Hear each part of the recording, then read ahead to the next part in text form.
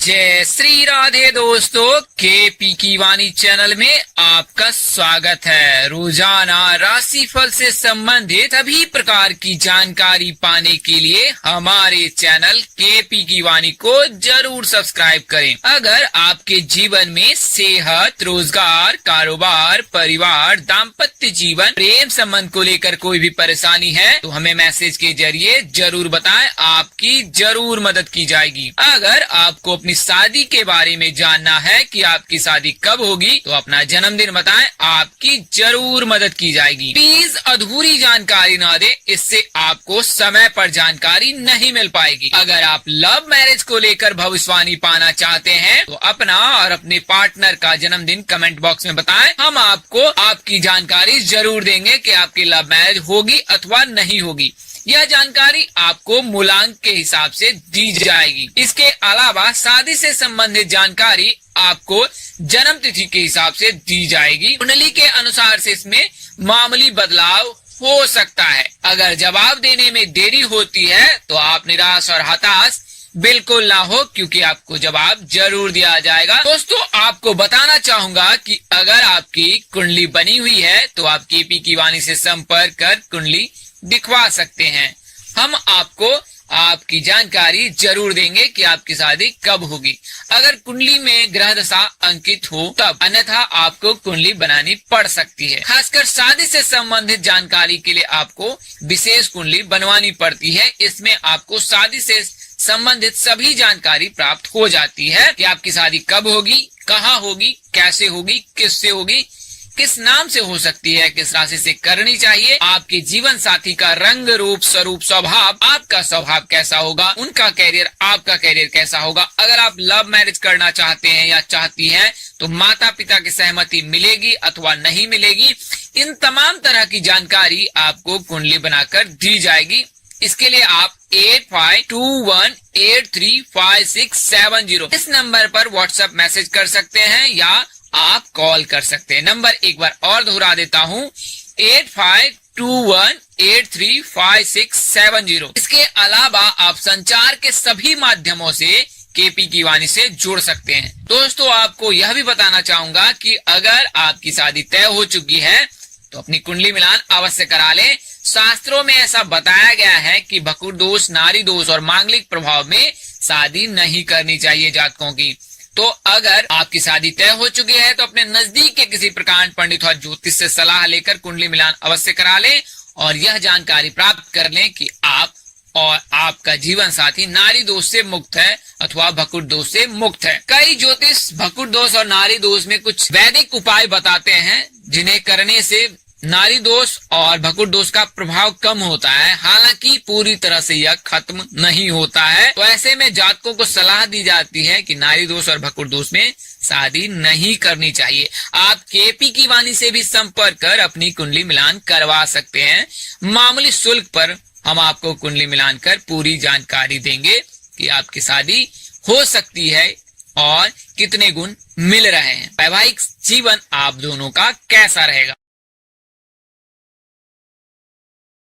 आगे बढ़ने से पहले आपको बता दूं कि शादी से संबंधित जो जानकारी होती है वह ज्योतिष शास्त्र में निहित है। कई ज्योतिष इसे बताते नहीं है, पर शादी के समय बहुत बातों का ध्यान रखना पड़ता है। शास्त्रों में यह बताया गया है कि इन नियमों के पालन करने से कन्या या वर दोनों ही सौभाग्यवती जीवन जीता है। तो अगर आपको यह जानकारी प्राप्त नहीं है तो आइए बारी बारी से जानते हैं। जैसा कि आप सबको पता है कि ज्योतिष शास्त्र में विवाह कर्म कांड का पूरा सार बताया गया है। उन्हीं सारों में से कुछ चुनिंदा चीजों को आपके सामने प्रस्तुत कर रहा हूं ताकि आपको अपनी कन्या या लड़के की शादी में कोई दिक्कत ना हो। तो आइए बारी बारी से जान लेते हैं। तो दो कन्या का विवाह एक समय कभी नहीं करना चाहिए। कई बार ऐसा देखा जाता है कि दो लड़कियों की शादी एक ही बार कर दी जाती है, किंतु शास्त्र में ऐसा निषेध है। एक कन्या की शादी के उपरांत दूसरी कन्या की शादी हो सकती है, परंतु एक साथ शादी नहीं करनी चाहिए। शास्त्रों में यह भी निहित है कि एक समय में दो शुभ कर्म करना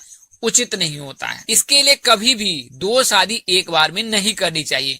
कन्या के विवाह के अनंतर पुत्र का विवाह हो सकता है, लेकिन पुत्र विवाह के अनंतर पुत्री का विवाह 6 महीने तक नहीं करनी चाहिए। यानी कि इसे आप आसान शब्दों में ऐसे समझ सकते हैं कि अगर लड़की की शादी हुई है तो आप लड़के की शादी कर सकते हैं, लेकिन अगर लड़के की शादी होगी तो 6 महीने तक अपनी लड़की की शादी बिल्कुल ही ना करें। 1 वर्ष में सहोदर भाई अथवा बहनों का विवाह शुभ नहीं होता, यानी कि एक ही साल में 2 बेटियों की शादी या 2 बेटे की शादी नहीं करनी चाहिए। शास्त्रों में ऐसा वर्जित है।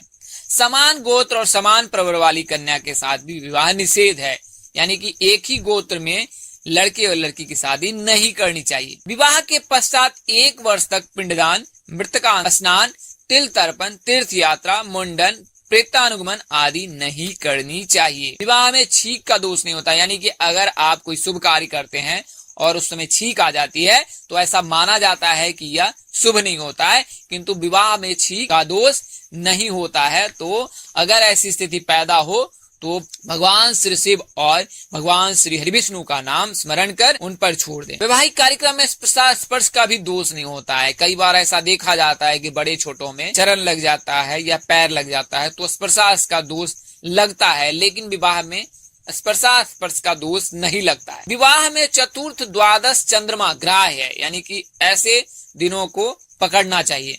विवाह में षष्ठ, अष्टमी, दशमी तथा शुक्ल पक्ष की प्रतिपदा, रिक्ता आदि तिथि निषेध है। इसके अलावा चतुर्दशी और नवमी भी निषेध है, यानी कि षष्ठी, अष्टमी, दशमी प्रतिपदा शुक्ल पक्ष की और चतुर्दशी, नवमी, इन दिनों में शादी नहीं करनी चाहिए, चाहे विवाह मुहूर्त कितना भी शुभ क्यों नहीं हो। कन्या कैसी होनी चाहिए? तो कन्या अधिक अंग वाली नहीं होनी चाहिए, ज्यादा बोलने वाली भी नहीं होनी चाहिए और ना ही वह रोगनी होनी चाहिए। विवाह में सपिंड, विचार, गोत्र आदि का विचार करना चाहिए।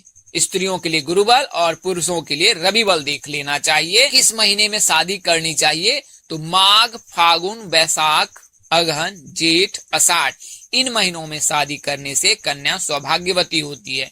नक्षत्र की बात करें तो रोहिणी, उत्तरा, रेवती, मूल, स्वाति, मृगशिरा, मघा, अनुराधा, हस्त, ये नक्षत्र विवाह में शुभ माने जाते हैं। इन नक्षत्रों में शादी करनी चाहिए। विवाह में सौर मास ग्रहण करना चाहिए। सौर मासो विवाद हो यज्ञादो सावन स्मृता अब्दिके प्रत्यकाले च चांद्रो मास से प्रशस्यता। बृहस्पति, शुक्र, बुध और सोम, इन वारों में कन्या की शादी करने से कन्या सौभाग्यवती होती है। इसलिए हमेशा सोमवार, बुधवार, शुक्रवार और गुरुवार, इन दिनों में ही लड़की की शादी करनी चाहिए। आज मैं आपको कुंडली के हिसाब से उन जातकों के बारे में बताने जा रहा हूँ जिनकी शादी के योग 2021 में गारंटी है या प्रबल योग है। आने वाला जून, जुलाई, नवंबर और दिसंबर, इन 4 महीनों में शादी की संभावनाएं बेहद ही प्रबल है। तो आइए जानते हैं। दोस्तों, जैसा कि आपको कई वीडियोस में बताया गया है, शायद आप कुंडली को पढ़ना या समझना या देखना अभी तक नहीं सीख पाए हैं। इसके लिए मैं फिर से एक उसी प्रकार का वीडियो बना रहा हूं जिसमें आपको कुंडली के हिसाब से बताऊंगा कि आपकी शादी कैसे 2021 में हो सकती है। तो आइए जानते हैं। तो जैसा कि आप सब जानते हैं कि ज्योतिष शास्त्र में हाथ देखकर, कुंडली देखकर, जन्मतिथि देखकर शादी की गणना की जाती है। हालांकि शादी ऊपर वाले की मर्जी से होती है, उन्होंने ही सबकी जोड़ियां बनाई हैं। निर्धारित समय पर जातकों की शादी हो जाती है। इसके लिए जातकों को थोड़ा सा इंतजार करना चाहिए और धीरज रखना चाहिए, क्योंकि धीरज, धैर्य में ही जीवन का उद्धार होता है। तो आप धैर्य रखें, निर्धारित समय में आपकी शादी हो जाएगी। हालांकि उस समय को जानने के लिए, उस निर्धारित समय को जानने के लिए आप कुंडली का सहारा ले सकते हैं। तो आइए इन सहारों के जरिए जानते हैं। तो कुंडली में सप्तम भाव को जीवन साथी का भाव कहा जाता है, इसे विवाह घर भी कहा जाता है। तो इस घर में शुभ अशुभ की दृष्टि या विराजमान रहने पर शादी के योग बनते हैं। इससे पता चल जाता है कि आपकी शादी कब होगी, कहाँ होगी, कैसे होगी, जीवन साथी का रंग रूप स्वरूप कैसा होगा।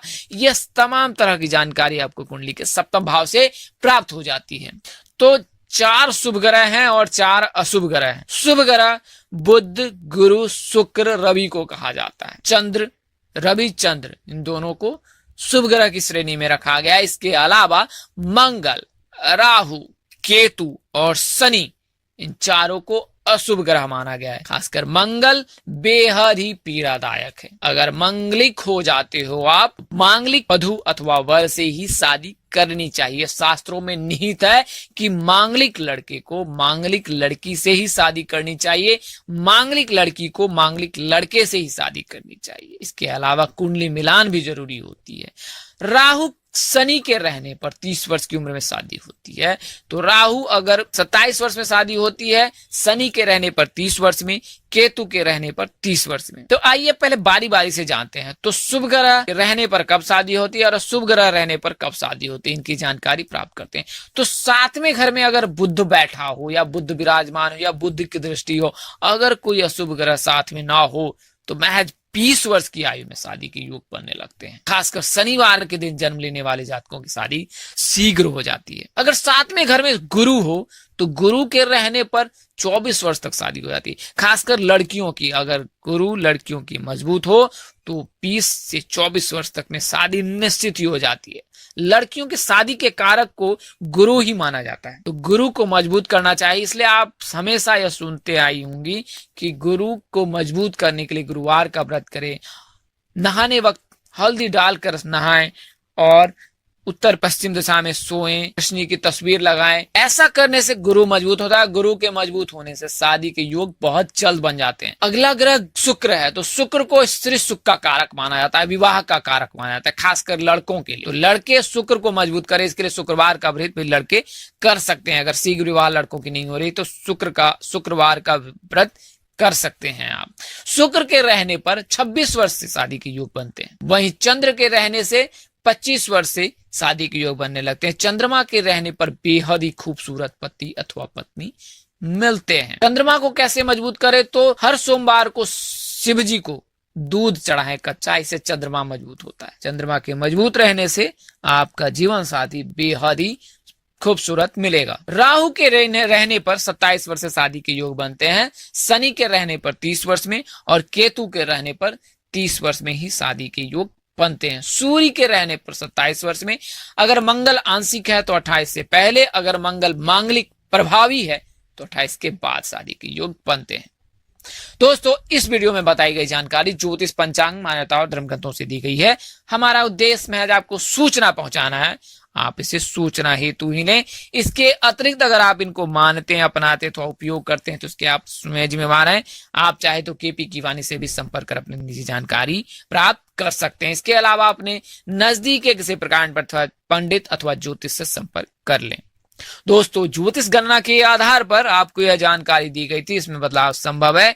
इस तरह की अन्य वीडियो देखने के लिए हमारे चैनल के डैशबोर्ड अथवा प्लेलिस्ट पर जाएं और अपनी राशि अनुसार वीडियो जरूर देखें। तो दोस्तों, आपको यह जानकारी कैसी लगी, लाइक करें, कमेंट करें और शेयर करें।